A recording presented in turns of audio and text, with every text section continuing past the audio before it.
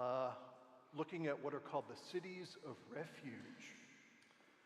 So just a little reminder of a couple things that we've looked at before to put all this in context. Remember that the Torah, the law of Moses, seeks to govern all aspects of life, whether it be, crops, your judicial system, family life, worship. And we just want to remember why all that's important. That is, Torah seeks to govern the whole of life because, and this is like a really important thing, right? God's interested in the whole of life.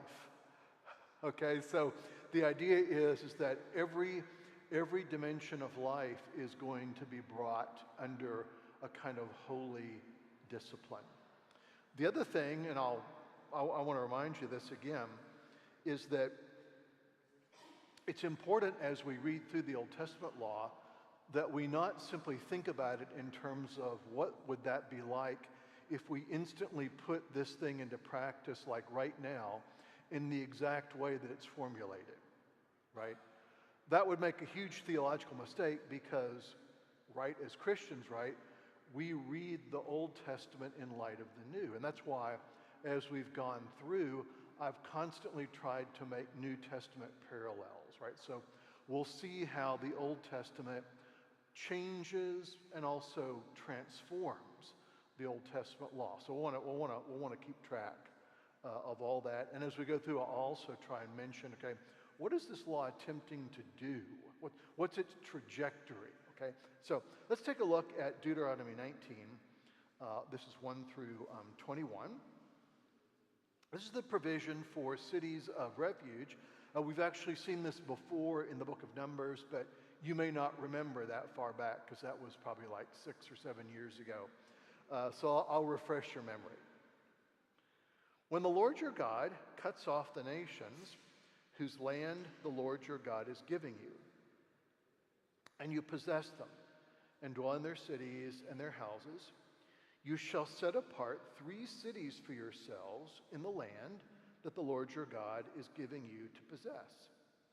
You shall measure the distance and divide it into 3 parts, the area of the land that the Lord your God is giving you as a possession, so that any manslayer can flee to them. This is the provision for the manslayer, who by fleeing there may save his life. If anyone kills his neighbor unintentionally, this is really important, if anyone kills his neighbor unintentionally, without having hated him in the past, as when someone goes into the forest with his neighbor to cut wood, and his hand swings the axe to cut down a tree, and the head slips from the handle and strikes his neighbor so that he dies, he may flee to one of these cities and live, lest the avenger of blood in hot anger pursue the manslayer and overtake him, because the way is long, and strike him fatally, though the man did not deserve to die, since he had not hated his neighbor in the past. Therefore, I command you, you shall set apart 3 cities. And if the Lord your God enlarges your territory, as he has sworn to your fathers, and gives you the land that is promised to give to your fathers, provided you are careful to keep all his commandments, which I command you this day, loving the Lord your God and walking ever in his ways, then you shall add 3 other cities to these, lest innocent blood be shed in your land that the Lord your God is giving you for an inheritance, so that the guilt of bloodshed be upon you. Now, I just want you to, this is one of these places, right, where you have to pay like real careful attention, not so much to what's being said, but the context. Did you notice how many times the phrase, the land that the Lord your God is giving you, occurs? That is, it's not like coincidental, right? That is, once again, the reminder here is what's being commanded, and I'll say something about that in a minute. What's being commanded here is they're supposed to do this not because this is something they want to do, or because they've created a committee that has formulated a plan of action and this is what they've recommended, or this is what you think you might like to do, or this is what everyone else around you is doing. is important. The reason why these cities of refuge are going to be set apart is because the land belongs to God, and what goes on in the land, therefore, needs to reflect God's character. So that's the theme that's going through all of this over and over and over. So let's take a look at what it is. So here we have 3 cities of refuge, and we want to think about, well, what is this law designed to address? And clearly, right, it's designed to address a practice in the ancient world, which Deuteronomy itself will refer to as the avenger of blood. That is blood vengeance. Okay? You kill, some distant member of my family, my third cousin, twice removed, who really was my, best friend's, groomsman's, college roommate's best friend, something like that. And then, then I strike back at you, and this goes on and on for generations, right? And so we can find places in the world, right, where we have people who've been fighting one another for hundreds, even 1,000, hundreds of years. And it was all because something that occurred, way back when, and they're still at it. And you get the sense, right, that they're going to continue this senseless violence because it's that's their way of life. They're afraid to lose it now because it's part of their identity. Well, the cities of refuge is one means of beginning to dismantle this system of vengeance.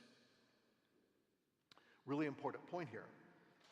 What we're seeing in the larger picture of Deuteronomy is we're seeing an effort to dismantle the whole practice of personal vengeance and move things more and more and more into official channels of justice, where human greed and pride and anger and stupidity are put under more and more limitation. Then we're going to see in a minute how that gets addressed in the New Testament. So here's what happens. 3 cities are set aside as cities of refuge, and this is where someone who kills someone accidentally, they can flee so that the system of blood vengeance is broken. Okay? To use the story here in Deuteronomy, let's say I go out in the forest with my neighbor to cut wood. He and I have always had really good relationships. I begin chopping, and I have I've got an axe that's not really good. I bought it on sale at Walmart. And in the process of my chopping, the axe head leaves the handle, flies off, hits my neighbor in the head. My neighbor dies. What would normally happen, right, is my neighbor's family or whatever would come after me. And then after I was killed, then my family would kill someone from that family, and then it would go on. So the idea here is that the cities of refuge, right, I do this and I flee to a city of refuge, and in that city I am protected. And it's really important to understand here, a really important dimension. Because the cities of refuge are set apart by God, if you flee to a city of refuge, whose protection are you under? God's. Okay, so that's really important. Okay, so this is an attempt now to begin to dismantle part of this cycle of blood vengeance for what we would call unintentional manslaughter today. And notice here also, really interesting, the territory of Israel is to be divided up into sort of 3 equal districts. Each district is to have its own city of refuge. So they're sort of equally spread out among the territory. Okay, if this were being done today, there'd probably be some committee that would gerrymander it, right? And all the cities of refuge would be stuck, in the most inaccessible reach so that no one can get to them. God's thought of that too. So the cities of refuge have to be reasonably spread out. Now it's really interesting to see, and he flees into one of these cities. Then the elders of his city may send and take him from there and hand him over to the avenger of blood so that he may die. Your eye shall not pity him, for you shall purge the guilt of innocent blood from Israel, so that it may be well with you. So in the case of someone who intentionally kills somebody and flees to a city of refuge, then the elders of the city can send to the city of refuge and have the person brought back where he faces capital punishment. But notice why this is the case, right? This is seen as defending the innocent. Okay, so one of the things that's going to emerge here in Deuteronomy is there's going to be a great deal of emphasis placed on the protection of innocent life. Okay, and this will become important as we, not only as we get in the New Testament, but also as Christian ethics develops. Right, Christian ethics will develop this very strong, maybe one might even say central principle, that it's never, ever justifiable to kill innocent life. Obviously, this is sort of at the foundation of Christian teaching on abortion. Right? The idea here is that the killing of the innocent is like never justifiable. So we're seeing sort of the origins of it right here. Now, there's a shift of gears here a little bit, but not so much as a shift as you might think. And in Deuteronomy 19:14, we have instructions about property boundaries. Now you might say, okay, wait a minute. First we're talking about, murder. Now we're talking about property boundaries. What do the two have in common? We'll see in just a minute. You shall not move your neighbor's landmark, which the men of old have set, in the inheritance that you will hold in the land that the Lord your God is giving you to possess. So notice once again, the land that the Lord your God is giving you to possess. Once again, fundamental principle here. No one in Israel actually owns any land. All of it belongs to God. And so you're like literally living on God's land that you don't own. You're being allowed to live there, but God owns it. And so here's a provision, right? The idea here is that, this is before the days of, county courthouses where, property maps and things like that were kept. Here we have boundaries that are probably marked out by stone markers, right? And of course, this was the case for hundreds, thousands of years. The temptation would have been, right, if you were so inclined, to maybe, at some odd hour when no one was likely to be around, to find that little stone barrier and then maybe, a couple of weeks later, and, when your friend says, it's a funny thing, it seems like, my field, I've been plowing my field, and it seems like smaller than it was last year. And you say, my, maybe that's just because you're enjoying your work more, or something like that. So you can't do that, and I think it's important to see why. Once again, right, this is God's land, and what you're doing, right, is you're behaving by moving the boundary. You're behaving as if the land actually were yours, and that's not true. The other thing that's at work here, and once again, this is where it's tied to the thing about murder, I think this is really important.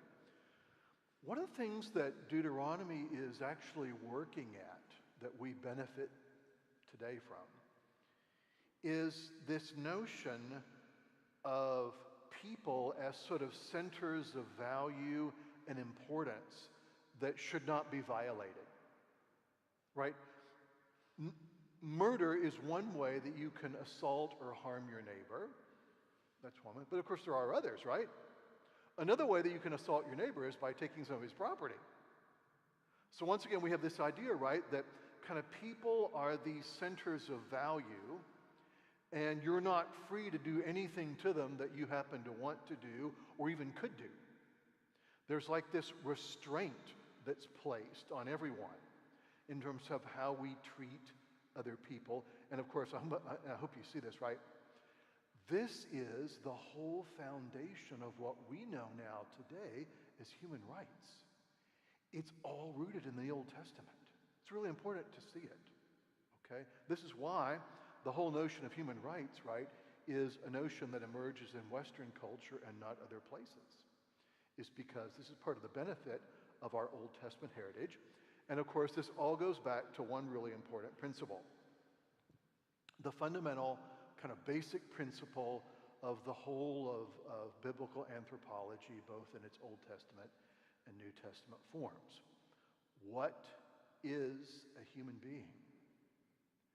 A human being is a creature made in the image of God, and therefore has an inherent value which their physical state, their cognitive state, and their economic state don't affect. Because someone is poor, that doesn't mean they're of less value than somebody else. Because someone is like mentally challenged, that doesn't mean they're somehow of less value than someone else. So we're getting this really important notion of human beings as kind of like having an inherent worth and importance because they're important to God. This is really, really important. So it shows up in all kinds of ways. Now let's take a look at Deuteronomy 19:15. We're back to the judicial system again, which obviously is very important. And here we have a situation where we might have what are called sort of like corrupt witnesses. So let's take a look at that.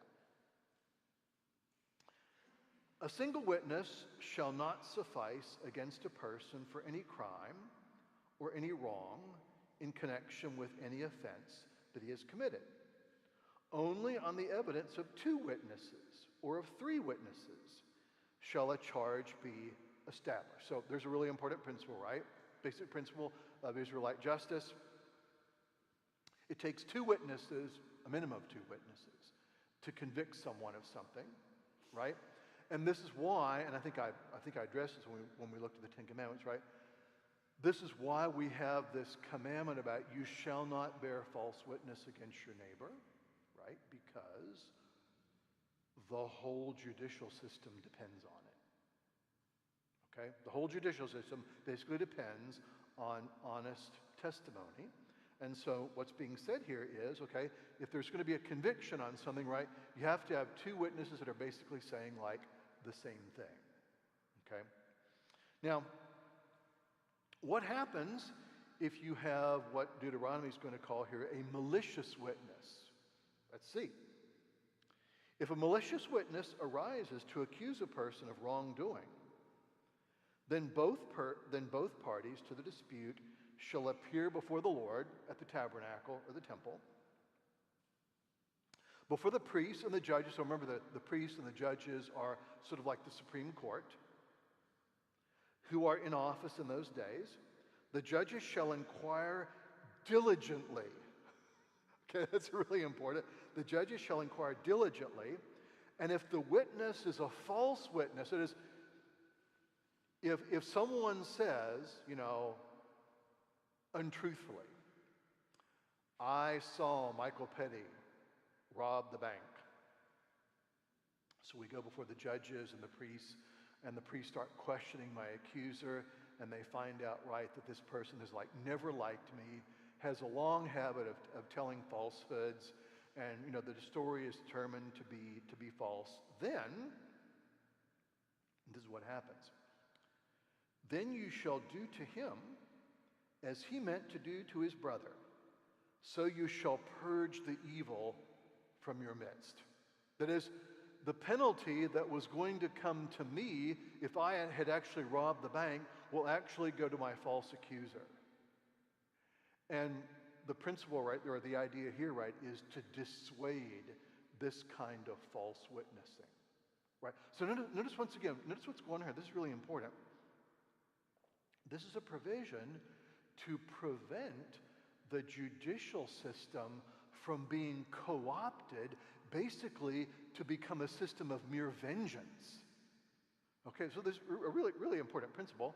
And this, notice what's said here right at the end. This is verse 19. So you shall purge the evil from your midst. Now, that's a really important phrase, and here we are. I just want to point out one thing from the New Testament, because this is, I think, a really interesting parallel. In 1 Corinthians 5, Paul is writing the Corinthians about a number of things. In this case, it's sexual immorality. And so there's a couple cases of pretty obvious sexual immorality that are going on in the Corinthian church. And Paul tells the Corinthians this: look, you need to work to correct this person. And if they refuse to listen, then you need to excommunicate them. Because, right, their sin isn't just their business. Their sin is contaminating the whole body. So if they refuse, if they persist in their immoral behavior, then the last sort of resort is excommunication.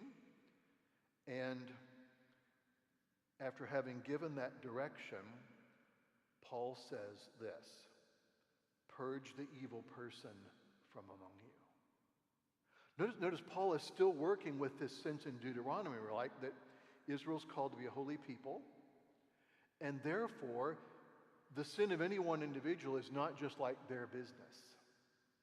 It affects the whole community, okay? And therefore Paul's sort of articulating the same thing here. So I think that's an important thing to be aware of.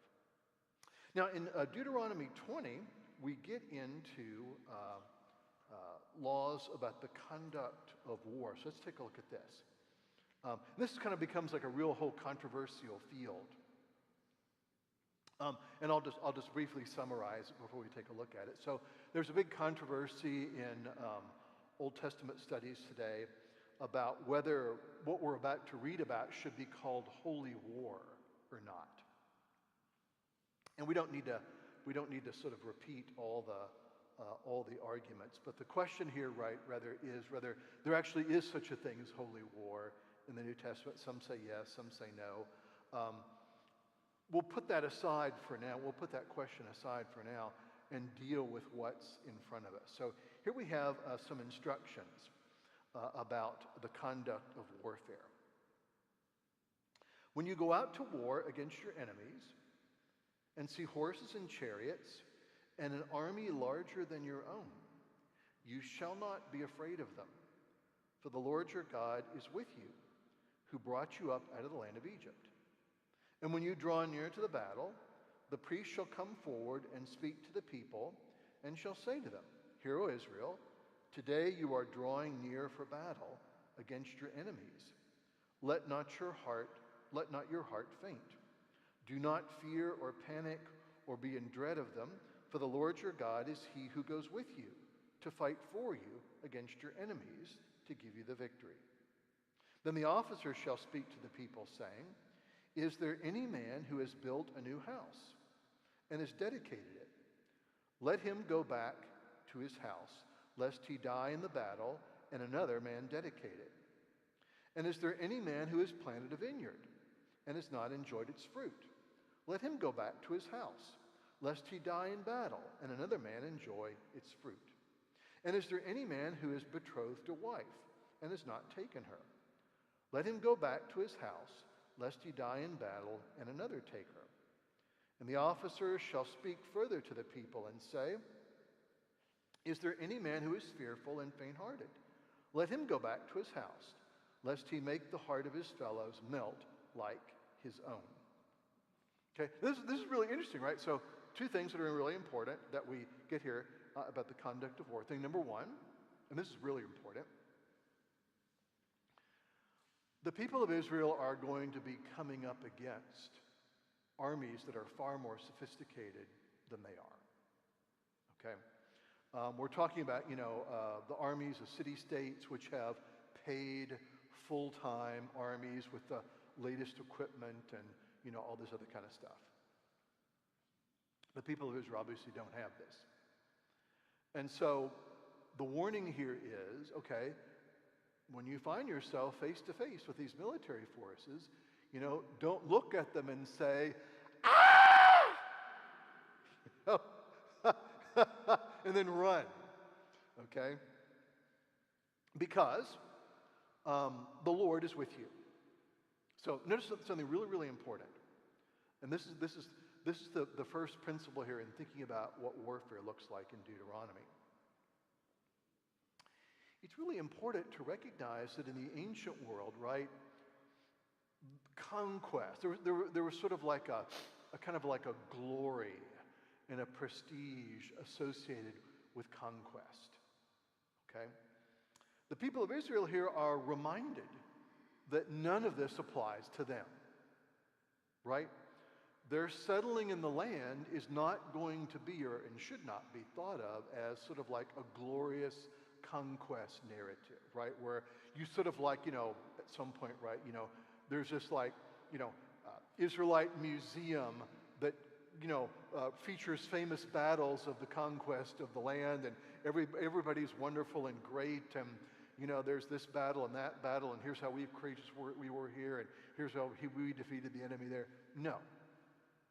And that's because the real victor in whatever battles are about to follow is not Israel, but God. So that has to be remembered. So one of the things that we're getting here is that Israel is to be unlike the civilizations around her in many ways. This is yet another way, okay? Israel is not to be a society that sort of like glorifies military conquest. That's not here. And this then gets reinforced in what happens next. So imagine this. You're about to go into battle. You can like see the enemy lines, within the distance. And just before, the battle charge is blown, the commanding general gets up and says, okay, guys, before we go into battle, I got a couple questions to ask you. Is there any of you out there who's recently built a new home and has like just moved into it? Bunch of hands go up. Okay, y'all can go home, because it would be really unjust if you died in this battle and never got to see that new house again. And of course, you can imagine what might happen. Oh yes, I just remembered, I just built a new house too. And then after that dies down, the general says, okay, show of hands, how many of you have just planted a new vineyard and haven't enjoyed the harvest of it? Bunch of hands go up. General says, okay, y'all can go home. It would be wrong if you died in this battle and never enjoyed the benefits of your vineyard. And then the general says, oh, have any of you guys recently married? Bunch of hands go up. Y'all can go home. It would be wrong if you died in this battle and never saw your new wife again. And of course you could have, oh yes, I just got married too. And so, you're standing there, right? And what's going on is slowly, like, waves of your fellow soldiers are like leaving, right? Leaving you to face that superior army out there, right? And then finally, and this is sort of like, this would really make me nervous. Finally, the general says, okay, guys, let's be honest. Are any of you anxious about this battle? Well, you can go home too, because we kind of don't want you here. You're going to make the rest of us nervous, so you guys go home. Now, what's going on here? I think what we're seeing is, and this would be like unthinkable in any other place, in any other country besides Israel. The idea here is that Israel, the people of God, is not to be a militarized state. That there are values which actually are more important. Okay? Enjoying the land which God's given you, the bond of marriage, these things actually take precedence over battle and whatnot. And so this sort of invitation is like, would not take place in any other context besides this one. So this is the run up to the battle, and then here's some more in Deuteronomy 2010. When you draw near to a city to fight against it, offer it terms of peace. And if it responds to you peaceably, and it opens to you, then all the people who are found in it shall do forced labor for you and shall serve you.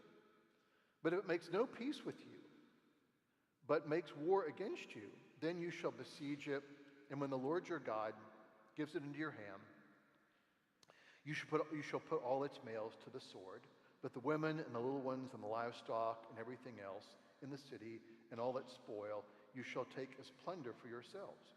And you shall enjoy the spoil of your enemies, which the Lord your God has given you.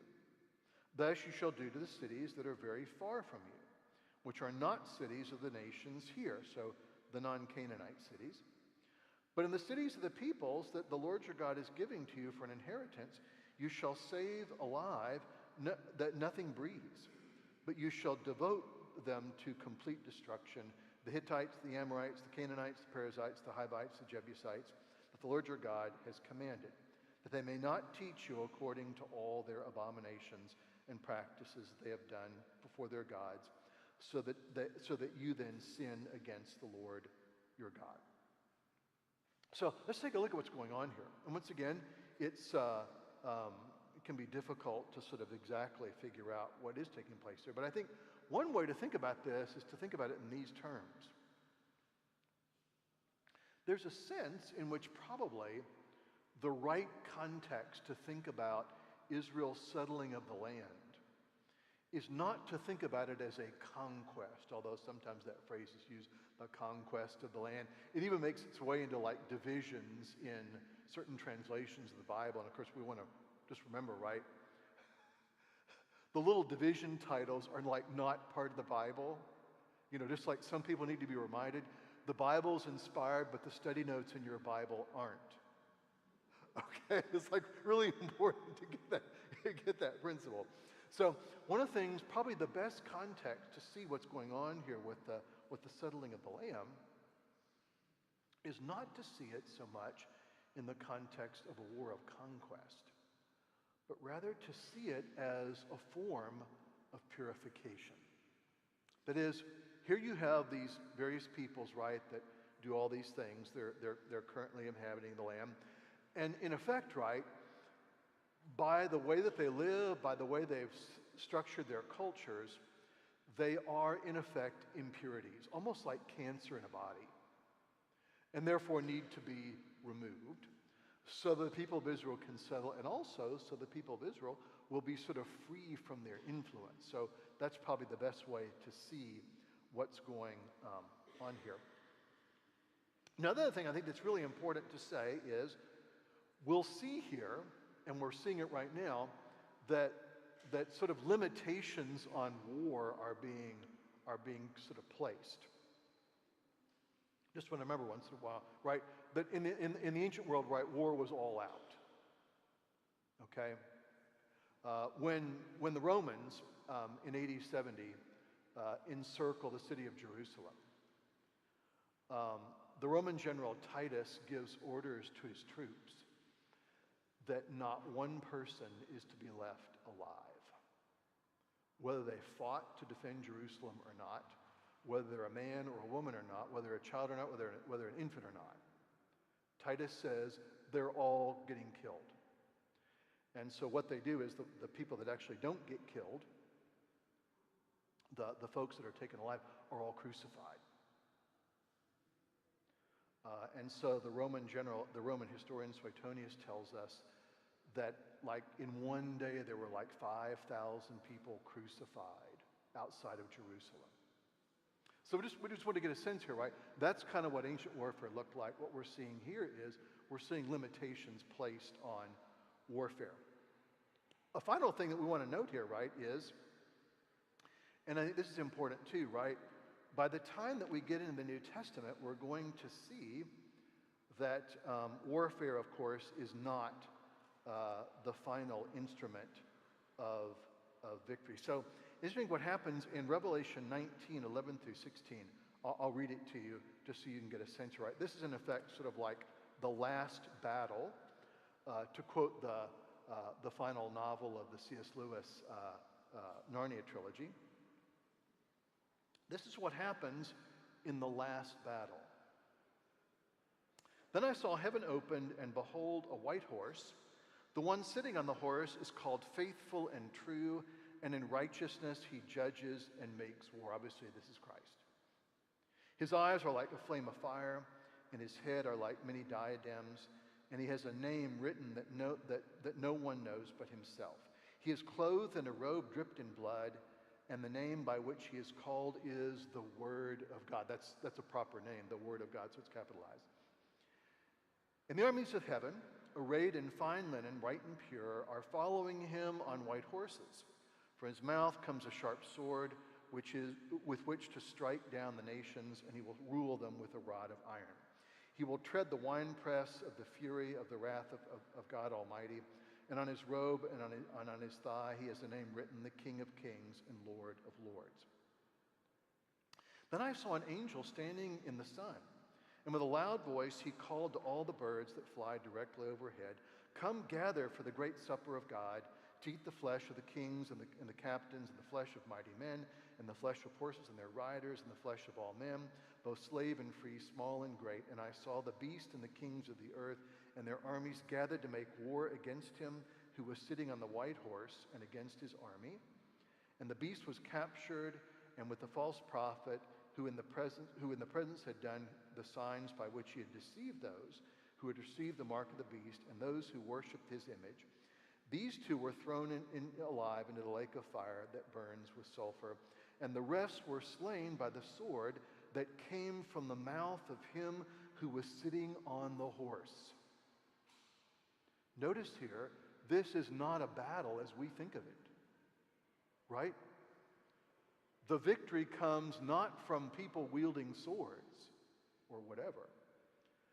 The victory is won by the one sitting on the horse, who is referred to as the Word of God. So here we get, in effect, like the last battle, which is a very, very odd battle, because it's a battle that no human being actually fights.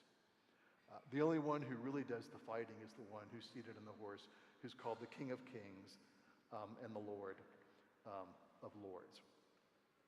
We'll say more about battle as we go on, but I think that's where we probably need to stop, because I see some people who clearly want to get in here for some reason.